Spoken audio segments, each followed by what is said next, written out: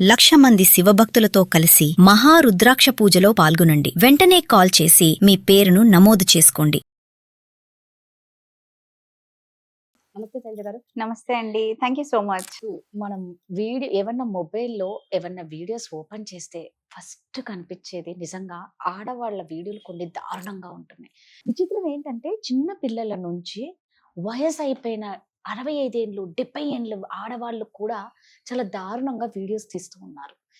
కొంతమంది ఆడవాళ్ళు ఉంటారు, డాన్స్ వేస్తూనే ఉంటారు. చిన్న పిల్లలు 1.5 year బేబీ అమ్మ అమ్మ అంటున్నా పట్టించుకోరు. వాళ్ళంతకు వాళ్ళు డాన్స్ వేసుకుంటూనే ఆ వీడియోలో ఉంటారు, వీళ్ళు ఏడుస్తూనే ఉంటారు.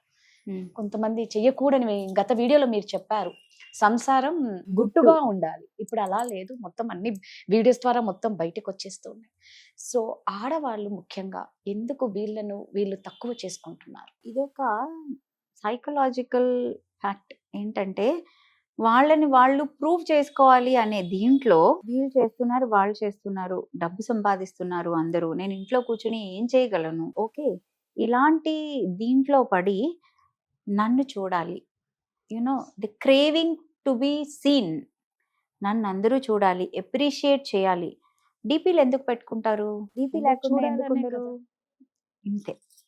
ఎందుకంటే నేనెవరో తెలియాలి అనేది ఓకే, కానీ నన్నే చూడాలి అనే దానిలో పడి ఏం చేస్తున్నారో కూడా తెలియట్లా. ఓకే, ఎలాంటి వీడియోస్ వస్తున్నాయి, దానివల్ల వాళ్ళ ఫ్యామిలీకి ఎలాంటి నేమ్ వస్తోంది, పిల్లలు ఎలా ఎఫెక్ట్ అవుతున్నారు, ఓకే, వాళ్ళ ఇంట్లో పెద్దవాళ్ళు ఎలా ఎఫెక్ట్ అవుతున్నారు, వాళ్ళే ఎలా ఎఫెక్ట్ అవుతున్నారు. ఓకే, సరే ఈ రోజు 1000 వ్యూస్ వచ్చాయి, రేపు పొద్దున్న 1,00,000 కావాలంటారు. ఎందుకంటే అది యూట్యూబ్లో ఉండే మానిటైజేషన్ కూడా వాళ్ళకి అది ఒక అట్రాక్షన్. ఓకే, 1,00,000 కావాలంటారు. ఆ 1,00,000 రావడానికి ఈ రోజు ఎవరూ చెయ్యంది నేను చెయ్యాలి. ఆ ఎవరూ చెయ్యంది ఎంకరేజ్ వాళ్ళని వాళ్ళే చేసుకుని మళ్ళీ వాళ్ళే విక్టిమ్స్ అవుతారు. ఓకే, వాళ్ళు ఏదో సెలబ్రిటీ అవుదాం అనుకుని బయలుదేరి వాళ్ళే విక్టిమ్స్ అయ్యి అద్దంలో కూడా మొహం చూసుకోలేని పరిస్థితి ఉంటుంది ఒక్కొక్కళ్ళకి. అంత వాళ్ళని వాళ్ళు ఎందుకు తక్కువ చేసుకుంటున్నారు అంటే బయట నుంచి వాళ్ళ నుంచి వాళ్ళకి అందాల్సింది అందలేదు. జాగ్రత్తగా గమనించాలి. ఇప్పుడు అన్ని బాగున్న ఒకళ్ళు, ఒక ఫిజికల్ మెంటల్ స్టేట్ బాగున్న ఒకళ్ళు వచ్చి ఇలా యూట్యూబ్లో నేను కనపడాలి, నేను ఇచ్చేయాలి అని అనుకోరు. రైట్, అనుకున్న ఇన్ఫర్మేషన్ ఇవ్వాలి, ఇంకొకళ్ళకి ఉపయోగపడాలి ఇలా అనుకుంటారు. ఓకే, నాకున్నది ఇంకొకళ్ళకి హెల్ప్ అవుతుంది అంటే మనం బయటకు వచ్చి మాట్లాడచ్చు. ఇంతకు ముందు స్టేజ్లు సభలు ఉండేవి, అందులో మాట్లాడేవాళ్ళు కదా. అందులో అందరూ చూస్తున్నారు అనే ఒక ఇది ఉండేది, ఫిల్టర్ ఉండేది. ఇప్పుడు ఎవడు చూస్తే ఏం లేదు, నాకు వ్యూస్ కావాలి కదా. సో ఈ ఫిల్టర్స్ అనేవి మీడియాలోకి వచ్చేటప్పటికి, సోషల్ మీడియాలోకి వచ్చేటప్పటికి తగ్గిపోయి అప్పుడు వాళ్ళు చేసేది ఏంటో వాళ్ళు తెలియని స్టేట్లోకి వెళ్ళిపోయి ఒక సైకలాజికల్ ఫియర్ కంట్రోల్ లోకి వెళ్ళిపోతారు. ఇలాంటి వాళ్ళు అందరూ కాదు, జెన్యూన్ కేసెస్ ఉన్నాయి. కానీ కొంతమంది ఎలా తయారవుతారంటే ఒకటి చూస్తారు, దాని నుంచి ఇంపాక్ట్ అయ్యి ఇంకొకటి. అంటే ఏంటి, వాళ్ళు ఏదో చేయాలంటే ఇంకో 100 చూడాలి కదా. ఇంట్లో టైం, పిల్లల టైం, పార్ట్నర్ టైం, వాళ్ళకి టైం, పేరెంట్స్ టైం ఏది ఉండదు. వీళ్ళు నాన్ స్టాప్గా ఇందులోనే ఉంటారు. సో దానివల్ల ఏమవుతుంది, వీళ్ళు చూసేదే వీళ్ళకి రివర్స్ కొడుతుంది. చాలామంది వస్తారు, కానీ అందులో అన్ని జెన్యూన్ కాదని నేను చెప్పలేను, కొన్ని జెన్యూన్ ఉంటాయి. ఎలా అయిపోతుందంటే విని చూసి ఆల్రెడీ ఎవరో నాతో మాట్లాడుతున్నారు, నా చెవుల్లో ఎవరో మాట్లాడుతున్నారు, నాకేదో చెప్తున్నారు, నన్ను ఏదో చేయమంటున్నారు. ఓకే, ఈ టీవీ స్క్రోలింగ్లో కూడా నాకు మెసేజెస్ వస్తున్నాయి. ఒక ఫోబియాలోకి వెళ్ళిపోతున్నారు, ఒక కైండ్ ఆఫ్ హిస్టీరియా, మాస్ హిప్నోసిస్లోకి వెళ్ళిపోయి ఏం చేస్తున్నారు తెలియట్లేదు.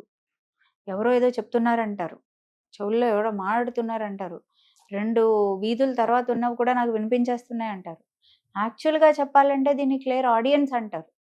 దీన్ని క్లియర్ అంటే ఒక ఎక్స్ట్రా సెన్సరీ పర్సెప్షన్, ఒక థర్డ్ ఐ ఎలాగో ఇది క్లియర్ ఆడియన్స్ అంటారు. కానీ అది మిస్యూజ్ అయిపోయి అబ్యూజ్ కూడా అయిపోయి దాన్ని ఉండి లేనట్టు హెల్యూసినేషన్స్ ఇవి ఎక్కువ అయిపోతున్నాయి.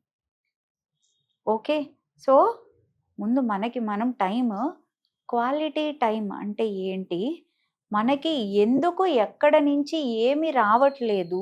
ఇంట్రోస్పెక్షన్ అండి. 2026 అనేది ఇంట్రోస్పెక్టివ్ ఇయర్. మనల్ని మనం పరిశీలించుకునే సంవత్సరం. ఓకే. ఎందుకంటే చాలా మనకుండే ప్లానెటరీ పొజిషన్స్ కూడా అలాగే ఉన్నాయి. పనులన్నీ స్టక్ అవుతుంటాయి చాలా మందికి. ఓకే. దానివల్ల ఇంకేదో విపరీత చర్య చేయడము, ఇంకొకటేదో చేయడము అలాగా అవుతూ ఉన్నాయి కాబట్టి ఇందులో ఫస్ట్ పరిగెత్తడం ఆపాలి. కూర్చొని నాలో ఏది హీల్ అవ్వడానికి వెయిట్ చేస్తోంది, నాలో ఏ ఎమోషన్ ద్వారా ఇది ఈ రకంగా బయటకు వస్తోంది, నాకు ఏది దొరకలేదు, దాని మీద పని చేయాలి. అది మానేసి అది వదిలేసి ఇంకొక దాని మీద పని చేస్తూ ఉంటే వాళ్ళకి వాళ్ళే విక్టిమ్స్ అవుతున్నారు. అది అంటే చేయొద్దనట్లా, విక్టిమ్ మైండ్ సెట్లోకి వెళ్ళిపోవద్దు. విక్టిమ్స్ అయిపోయి ఏమవుతుంది? ఫస్ట్ డిప్రెషన్, యాంగ్జైటీ, దానివల్ల మెడికేషన్, ఏ సైకియాట్రిస్టో సైకాలజిస్టో దగ్గరికి వెళ్ళాల్సి వస్తుంది. తర్వాత మెడికేషన్, ఆ మెడికేషన్ తర్వాత స్టేజ్ ఏంటి? నిద్ర లేదు, తర్వాత ఆరోగ్యం లేదు. వీటన్నిటికీ రీజన్ ఎక్కడుంది? ఇంట్రాస్పెక్ట్ చేసుకోకపోవడంలో ఉంది. వాళ్ళని వాళ్ళు పరిశీలించుకుంటే బాగుంటుంది. అండ్ ఇంత విపరీత చర్యలు కాకుండా నిజంగా వాళ్ళు చేసేది ఇంకొకళ్ళకి ఉపయోగం అయితే చేయాలి, లేకపోతే చేయకూడదు. కరెక్ట్. అంతే. నిజంగా మెయిన్ ఏంటంటే సెల్ తీయాలంటే భయం, పిల్లల చేతిలోకి వెళ్ళిందంటే భయం, ఏం వస్తున్నాయో తెలియట్లేదు. మనకంటే విదేశాల్లో ఇంకా చెప్పాలి అంటే ఈ గైడ్ లైన్స్ ఉంటాయి, పేరెంటల్ గైడ్ లైన్స్. ఈ ఏజ్ గ్రూప్ లో వాళ్ళు ఇవి చూడొచ్చు, ఇవి చూడకూడదు, ఈ ఫిల్టర్స్ వాళ్ళు స్ట్రిక్ట్ గా ఫాలో అవుతారండి. మన ఇండియాలో అవి వస్తాయి, జస్ట్ స్క్రీన్ మీద వస్తాయి, జస్ట్ స్కిప్ కొట్టేస్తారు. అంతే కదా. అంతే. డిస్క్లైమర్ అనేది ఉంటది, డిస్క్లైమర్స్ ఉంటాయి కానీ కానీ ఎవరు పాటించరు. దాన్ని స్కిప్ చేసేస్తాం. ఇప్పుడు మూవీస్ ఉంటాయి, మూవీస్ లో కూడా డిస్క్లైమర్స్ ఉంటాయి. ఫ్యామిలీ అంతా వెళ్ళి చూస్తారు. ఇంటికి వచ్చి చెప్పాను కదా, బయట నుంచి వినే వాయిసే పిల్లలకి ఇన్నర్ వాయిస్ అవుతుంది. అదే మాట్లాడతారు. మాట్లాడి మళ్ళీ ఏమవుతుంది? వాళ్ళే దెబ్బలు తింటారు. ఎందుకు అలా చేసావు, ఇలా చేసావు అని దెబ్బలు తింటారు. అదొక కైండ్ ఆఫ్ ఇంపాక్ట్ పేరెంట్స్ మీద కూడా ఉంటుంది. ఏం చూస్తున్నాము, ఏమి లోపలికి తీసుకుంటున్నాము, ఏది బయటికి రిఫ్లెక్ట్ అవుతోంది, వీటి మీద అవగాహన ఉండాలి. నిజంగా అండి, చాలా ఇంపార్టెంట్ ఇది. ఎందుకంటే అసలు పిల్లలు మామూలుగా చెడిపోతున్నారా బాబు అంటే ఇవాళ ఇలాంటివన్నీ ఇంకా ఎక్కువ చూసి ఇంకేమవుతారని భయం వేస్తుంది. థ్యాంక్ యూ అండి.